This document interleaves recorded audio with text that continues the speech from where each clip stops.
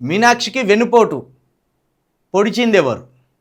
మూడో కంటికి తెలియకుండా ఆమెకు రాజకీయ మరణ శాసనం. నమ్మించి మధ్యప్రదేశ్ దాకా పంపి గొంతు కోసిన నేతలు. రాజ్యసభకు వెళ్లకుండా కాళ్లలో కట్టెలు. ఎమ్మెల్యేల బలం లేకుండానే బీజేపీ మూడో అభ్యర్థిని నిలిపే వ్యూహానికి సహకారం ఎవరిది? నిఖార్సైన గాంధేయవాదికి కాంగ్రెస్ హయాంలోనే కేసులు, ఆరోపణలు. స్క్రూటినీ దశలోనే వెనక్కి పంపి బీజేపీ మూడో అభ్యర్థికి మార్గం సుగమం. కంచగచ్చిబౌలి నుంచే ఇద్దరి మధ్య అంతరం అంటున్న కాంగ్రెస్ నేతలు. మీనాక్షి కేసు గురించి చెప్పింది టీ కాంగ్రెస్ నేతలే. బాంబు పేల్చిన మధ్యప్రదేశ్ మంత్రి కైలాస్ విజయ్ వర్గీయ. మధ్యప్రదేశ్ నుంచి రాజ్యసభ అభ్యర్థిగా కాంగ్రెస్ సీనియర్ నాయకురాలు, ఏఐసిసి తెలంగాణ దూత మీనాక్షి నటరాజన్ వేసిన నామినేషన్ తిరస్కరణ వెనుక ఏమైనా కుట్ర జరిగిందా? నామినేషన్ దశలోనే వెనక్కి తిరగడం ఆమె స్వయంకృపారాధమా, లేక తెర వెనుక ఎవరైనా కుట్రలు చేశారా? ఆమె రాజ్యసభకు వెళ్లకుండా కాళ్లలో కట్టపెట్టే అవకాశం ఎవరికి ఉన్నది? స్క్రూటినీ దశలోనే మీనాక్షిని వెనక్కి పంపి బీజేపీ మూడో అభ్యర్థికి మార్గం సుగమం చేసింది ఎవరు అంటే అన్ని వేలు తెలంగాణ దిక్కే చూపిస్తున్నాయి. అందులో మధ్యప్రదేశ్లో బీజేపీ వ్యూహాత్మక దూకుడు గమనిస్తుంటే తెలంగాణ ముఖ్య నేత వైపే అందరూ అనుమానంగా చూస్తున్నారు. ఎప్పుడూ లేనిది మీనాక్షి విషయంలో ఆయన వేగంగా స్పందించడం, బీజేపీ కుట్రగా ప్రకటించడం మరింత అనుమానాలను పెంచింది. కాదు, ఇంత పరోక్షంగా వార్త రాయవలసినంత భయం ఎందుకు? నమస్తే తెలంగాణ పేపర్కు ముఖ్య నేత అని, రాష్ట్ర నేత అని ఇంత భయం ఎందుకు? మీనాక్షి గారి మీద కుట్రలు చేసింది రేవంత్ రెడ్డి గారే. మీనాక్షి మీద ఉన్న కేసులను మధ్యప్రదేశ్కు పంపించింది రేవంత్ రెడ్డి గారే అని రాసేదానికే వణికిపోతున్నారా మొత్తం?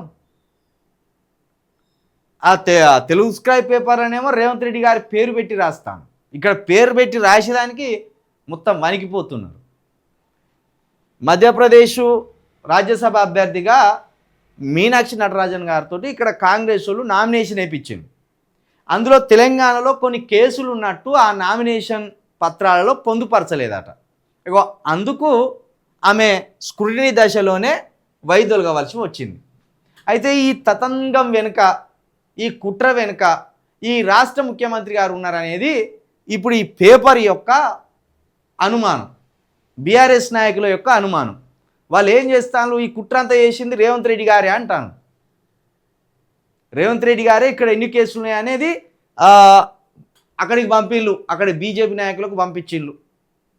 అక్కడ బీజేపీ నాయకులకు ఇక్కడ తెలంగాణలో నటరాజన్ గారి మీద కేసులు అయినాయి, ఈ కేసులు ఉన్నాయి అని ఇక్కడ రాష్ట్ర ప్రభుత్వంలో ఉన్నవారే కొందరు అక్కడికి పంపించిళ్ళు ఆ బీజేపీ నేతలకు. వాళ్ళు అక్కడ దాన్ని అబ్జెక్షన్ చేసిండ్రు. అక్కడ స్క్రూటినీ దశలోనే ఆమె నామినేషన్ వీగిపోయింది అనేది ఇక్కడ బీఆర్ఎస్ నాయకుల అనుమానం. రాష్ట్ర ప్రజల అనుమానం ఏం కాదు, బీఆర్ఎస్ నాయకుల అనుమానం. అగో దాన్ని ఇప్పుడు బలపరిచినట్టుగా ఇగో ఈ మధ్యప్రదేశ్ బీజేపీ మంత్రి కైలాష్ విజయ్ వర్గీయ ఇంకింత క్లారిటీ ఇచ్చింది. మీనాక్షి కేసుల గురించి చెప్పింది టీ కాంగ్రెస్ నేతలే అని ఆయన మరింత క్లారిటీ ఇచ్చినట్టున్నది. అయితే ఇది నమస్తే తెలంగాణ పేపర్లో రావడం మాత్రం అనుమానం. ఎందుకంటే ఇది నమస్తే తెలంగాణ మైండ్ గేమ్ అనొచ్చు, లేకపోతే కేటీఆర్ కేసీఆర్ మైండ్ గేమ్ అనొచ్చు.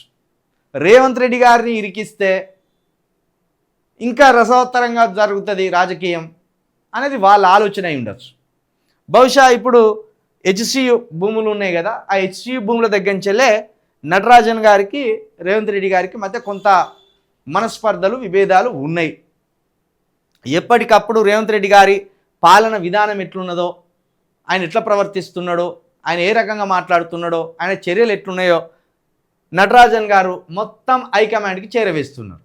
అది రేవంత్ రెడ్డి గారికి నటరాజన్ గారికి మధ్య ఉప్పు నిప్పు లెక్క అయిపోయింది. ఆ ఉప్పు నిప్పు లెక్క అయింది కాబట్టే నటరాజన్ గారిని ఇప్పుడు రేవంత్ రెడ్డి గారు వెన్నుపోటు పొడిచిండు అనే ఒక అనుమానాస్పదమైన వార్తను ఈ నమస్తే తెలంగాణ పేపర్ రాసుకొచ్చే ప్రయత్నం చేసింది. ఇందులో అనుమానమా ఇది నిజమా అనేది ఇక వాళ్ళిద్దరికి తెలవాలి. కాకపోతే బీఆర్ఎస్ దీన్ని ఒక రాజకీయ అస్త్రంగా వాడుకునే ప్రయత్నం చేసింది. సొంత పార్టీలోనే వెన్నుపోటు పొడిచి నాయకురాలిని అవమానపరచడం, నాయకురాలికి రాజకీయ జీవితం లేకుండా చేయడం అనేది ఇది కాంగ్రెస్ యొక్క నైజం అని వాళ్ళు రాజకీయ అస్త్రంగా వాడుకొని వార్తలు రాసే ప్రయత్నం చేస్తాను. దీనికి బీజేపీ కూడా గొంతు కలపడం విచిత్రంగా ఉన్నది. ఎందుకంటే ఇప్పుడు ఈయనకు మరి కాంగ్రెస్ ఎమ్మెల్యేలే మాకు చెప్పిండ్లు అని ఇంత ధైర్యంగా అంటాను. ఎవరు చెప్పిండ్లు అనేది కూడా చెప్పాలి. అప్పుడు దానికి వ్యాలిడిటీ ఉంటుంది, వాల్యూ ఉంటుంది. మొత్తానికైతే నటరాజన్ గారు తెలంగాణకు రావడమే ఆమెకు శాపం అయిపోయింది. ఆమె రాజకీయ జీవితానికి మొత్తం సమాధి అయిపోయినట్టు అయింది.